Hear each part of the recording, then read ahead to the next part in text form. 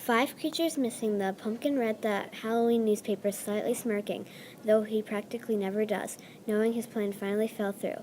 Many years before, the pumpkin used to get made fun of by 5 obnoxious creatures.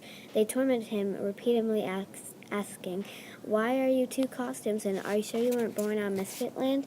And what made it even worse was their cackles. Their cackles got into his head, and soon enough was enough. That was the day he started plotting his revenge at the age of 11. But every day at school was getting worse.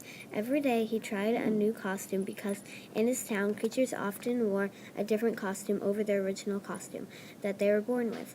One day it was a straw hat to go with his scarecrow body.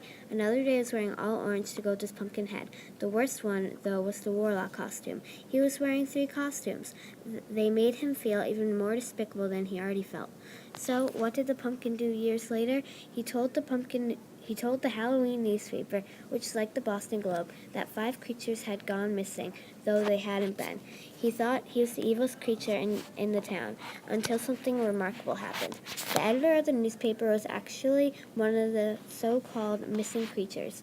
Even though the newspaper had already been published, she somehow got them all back and deleted the article.